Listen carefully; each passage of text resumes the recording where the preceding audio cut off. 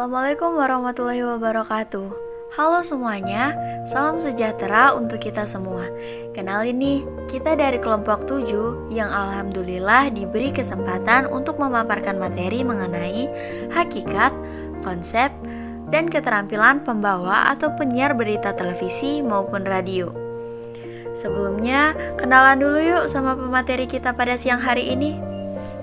Yang pertama ada Hadiati Putri sebagai pemateri pertama, selanjutnya ada Putri Sabira sebagai pemateri kedua, dilanjut oleh Tessa sebagai pemateri ketiga, terus ada Salsa Maita sebagai pemateri keempat, dan ada Nurhaliza sebagai pemateri kelima.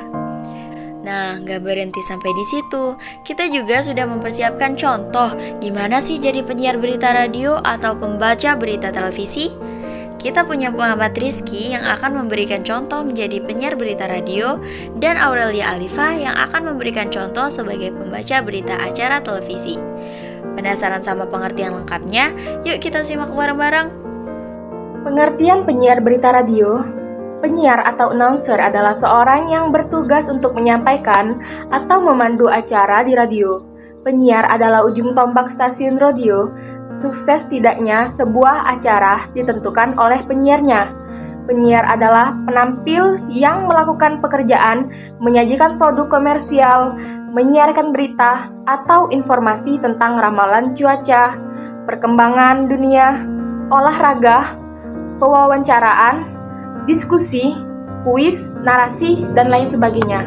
Penyiar dalam melakukan siaran dalam radio biasanya menyampaikan informasi yang berkenaan dengan hiburan, musik, humor, beserta berbagai informasi yang sedang menjadi topik pembahasan oleh banyak orang.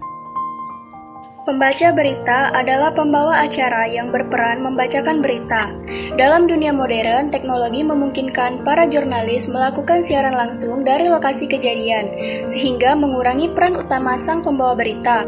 Seorang penyiar harus memiliki kredibilitas, integritas, serta kecerdasan agar mampu menghipnotis pendengar dan pemirsanya. Maka dari itu, saya akan menjelaskan hal-hal yang harus dilakukan oleh pembaca dan penyiar berita televisi atau radio. Yang pertama ada berbicara atau suara yang kita keluarkan. Agar dapat meningkatkan kualitas vokal, maka kita harus terus berlatih. Yang harus ditingkatkan penyiar dalam teknik suaranya terbagi menjadi 7, yaitu pernapasan, intonasi, volume, aksentuasi, tempo, artikulasi, dan jeda. Hal-hal yang harus dilakukan oleh pembaca dan penyiar berita televisi atau radio yang kedua yaitu membaca, yaitu metode yang dilakukan seorang penyiar dalam membaca naskah siaran yang nantinya akan terdengar seperti bertutur. Yang ketiga yaitu menulis. Seorang pembawa program siaran televisi dan radio juga harus mampu dalam menginterpretasikan sebuah naskah siaran. Dalam hal ini sangat berkorelasi terhadap kemampuan menulis naskah. Yang keempat ada spontanitas atau improvisasi. Seorang pembawa acara harus mampu mengatasi dan menguasai situasi siaran darurat untuk menjaga agar alur siaran tetap berjalan sebagaimana mestinya. Yang kelima yaitu bahasa tubuh. Bahasa tubuh memuat ekspresi wajah, kontak mata, postur tubuh, gestur, posisi, dan gerakan. Untuk penyiar radio ketika mengucapkan kalimat sedih juga disertai bahasa tubuh yang sedih, seperti ekspresi. Yang keenam yaitu membangun keakraban. Caranya yaitu membayangkan jika sedang berbicara dengan seseorang yang sedang duduk berdekatan atau berhadapan dengan kita.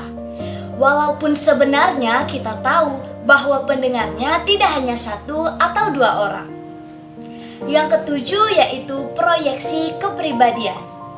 Seorang penyiar harus bisa membawakan program siarannya dengan natural, baik dilihat dari segi suara maupun ekspresi secara keseluruhan. Seorang penyiar harus mampu memahami, mengimbangi, dan melayani setiap karakter pemirsa maupun pendengarnya, serta menghargai naskah ataupun arahan tim yang bekerja. Yang terakhir atau yang kedelapan yaitu penguasaan studio yang baik. Seorang pembawa penyiar radio harus mengerti perangkat apa saja yang harus digunakan saat siaran berlangsung. Contohnya, saat tangan penyiar radio harus lincah dalam menggunakan mixer untuk mengendalikan suara, memasang lagu, tombol mana saja yang bisa dihubungkan ke penelpon, dan lain sebagainya. Baiklah, sekian yang dapat saya sampaikan. Saya serahkan kepada rekan saya selanjutnya. Hal-hal yang harus dikuasai oleh pembaca atau penyiar berita televisi maupun radio. Bagi seorang penyiar ataupun pembaca harus memiliki penguasaan tentang membacakan berita agar dapat menghipnotis pendengar dan pemirsanya. Yang pertama ialah public speaking. Hal yang pertama dan paling utama bagi pembaca maupun penyiar adalah kemampuan public speaking. Semakin kemampuan public speakingnya bagus, semakin baik pula masyarakat menerima siaran berita tersebut. Yang kedua, rasa percaya diri. Banyak orang yang malu dengan kekurangan yang dimilikinya, seperti karena suaranya yang terdengar aneh ataupun karena postur tubuhnya. Padahal rasa percaya diri itulah yang mampu membuat pembaca atau penyiar dapat menyampaikan berita ke masyarakat dengan baik. Yang ketiga, ada pengetahuan yang luas.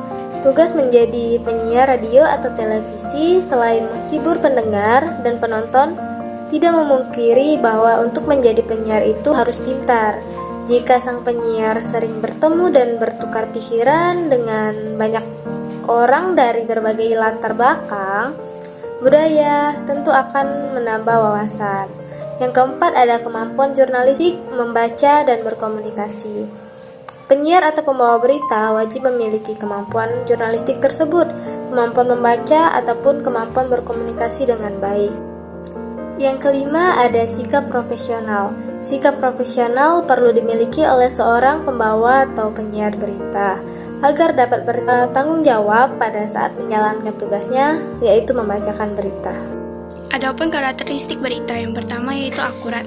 Akurasi di sini berarti benar dalam memberikan kesan umum dan benar dalam sudut pandang pemberitaan yang dicapai oleh penyajian detail-detail fakta dan oleh tekanan yang diberikan pada fakta-faktanya. Yang kedua yaitu lengkap, adil, dan berkembang. Berita harus menjadikan fakta yang lengkap tanpa mengurangi atau menambahi fakta yang terjadi pada kenyataannya. Yang ketiga yaitu objektif. Berita yang ada harus selaras dengan kenyataan yang terjadi, tidak berat sebelah dan bebas dari prasangka. Yang keempat yaitu ringkas dan jelas. Informasi yang terdapat dalam berita haruslah dapat dicerna dengan cepat oleh pembacanya. Yang kelima yaitu hangat. Padanan kata news dalam bahasa Inggris menunjukkan adanya unsur waktu apa yang baru. Jadi maksudnya berita yang dibahas adalah berita yang terbaru atau yang terkini. Oke, sekarang udah tahu ya apa pengertian dari pembaca atau penyiar berita televisi maupun radio. Eits, jangan di-pause dulu videonya. Selanjutnya kita akan menampilkan keterampilan pembaca atau penyiar berita radio dan televisi. Check it out. Assalamualaikum warahmatullahi wabarakatuh. Kembali lagi di channel 41.42 FM. Gelombang mantan adalah mantan, mantan tidak perlu diingat karena mantan adalah sampah, sampah tepatnya di kotak sampah. Selamat pagi pendengar Tumpul FM dimanapun Anda berada. Jumpa lagi dengan saya, Muhammad Rizky Akbar, dalam Tumpul News Pagi. Sejumlah berita hangat telah kami siapkan untuk Anda pagi ini. Di antaranya, Bupati Mentawai minta warga awasi peredaran miras di permukiman. Kongres Amerika Serikat berikan penghargaan untuk Muhammad Yunus. Dan simpati para atlet untuk korban ledakan di Boston Marathon. Informasi pertama mengenai Bupati Kepulauan Mentawai minta warga awasi peredaran miras di permukiman. Bupati Kepulauan Mentawai, Yudas Sebagalet, meminta warga mengawasi peredaran minuman keras, miras, yang dijual bebas di lingkungan permukiman. Dan warga Kabupaten Mentawai tewas diduga usai mengkonsumsi miras yang dibeli di warung kelontongan. Yudas mengatakan, miras tak boleh beredar sembarangan karena dijual bukan di tempat tertentu, melainkan di tempat yang melanggar hukum, yaitu di tempat permukiman warga. Jika terbukti ada warung, kios, dan toko menjual miras ilegal secara eceran kepada khalayak umum di wilayah Mentawai, Yudas menganjurkan masyarakat segera melaporkan kepada aparat penegak hukum untuk ditindak. Yudas khawatir peredaran miras yang mudah diperoleh pembeli itu dikonsumsi haula mudah. Maka itu perlu peran keluarga dan pendidikan agar anak-anaknya tidak terjerumus menikmati miras. Informasi selanjutnya mengenai Kongres Amerika Serikat berikan penghargaan untuk Muhammad Yunus. Ekonomi kerakyatan dari Bangladesh. Muhammad Yunus dianugerahi penghargaan tertinggi dari Kongres Amerika Serikat. Pendiri Grameen Bank itu diganjar medali emas Kongres Amerika Serikat. Yunus mempersembahkan penghargaan itu untuk para perempuan Bangladesh yang telah diberdayakannya. Yunus mengatakan, penerimaan penghargaan tersebut bukan untuk pribadi, namun untuk semua perempuan yang meyakinkan Anda bisa memberdayakan diri mereka sendiri. Anggota Kongres Utusan New Jersey, Russ Hall, menyanjung Yunus setinggi langit. Menurutnya, Yunus telah menjungkirkan cara pandang ekonomi arus utama. Selain itu, Yunus juga pernah menerima Nobel Perdamaian pada tahun 2006. Saat itu dirinya dianggap telah mengangkat jutaan orang Bangladesh, terutama dari jurang kemiskinan. Dan informasi yang terakhir datang dari dunia olahraga seputar simpati para atlet untuk korban ledakan di Boston Marathon. Ledakan bom di ajang Boston Marathon telah menimbulkan banyak kecaman dan mengundang simpati dari masyarakat dunia. Para atlet tidak ketinggalan memberikan simpati atas kejadian tersebut. Setidaknya 3 orang dinyatakan meninggal dunia dan 104 orang luka-luka. Ledakan ini terjadi 2 kali di dekat garis finish Boston Marathon. Minggu lalu, simpati terus mengalir bagi para korban seiring usaha pihak berwenang menemukan pelaku pengeboman. Tak sedikit yang menyatakan bela sungkawa dan mengirimkan doa. Di antara mereka ada sejumlah atlet dunia dan sejumlah mantan bintang olahraga petinju Mike Tyson, pebasket Shaquille O'Neal, dan pemegang rekor Olimpiade Michael Phelps. Demikianlah sejumlah berita dan informasi terhangat yang dapat kami sampaikan ke ruang dengar Anda. Selamat pagi, selamat beraktivitas, dan sampai jumpa kembali di Tumpul FM frekuensi 41.42 FM dengan format mantan adalah mantan, mantan tidak perlu diingat karena mantan adalah sampah. Selamat siang pemirsa, seputar berita kembali hadir di sela-sela aktivitas Anda. Bersama saya, Aurelia Alifa yang akan memberikan berita-berita terbaru dan teraktual 26 April 2021. Sejumlah riset kesehatan mental COVID-19 menemukan pikiran negatif dan pengalaman buruk berkaitan dengan isolasi dalam jangka waktu lama. Manusia pada dasarnya adalah makhluk sosial sehingga membutuhkan sosialisasi. Perasaan sendiri atau terisolasi bisa menambah tekanan mental pasien. Bukan hanya pasien positif COVID-19, masyarakat pada umumnya juga menghadapi ancaman kesehatan mental karena adanya pembatasan sosial yang bertujuan menekan angka penularan virus corona. Situasi yang serba membatasi gerak sehari-hari dapat menimbulkan perasaan tertekan atau stres. Awalnya, orang akan merasa bosan ketika harus banyak berdiam diri di rumah.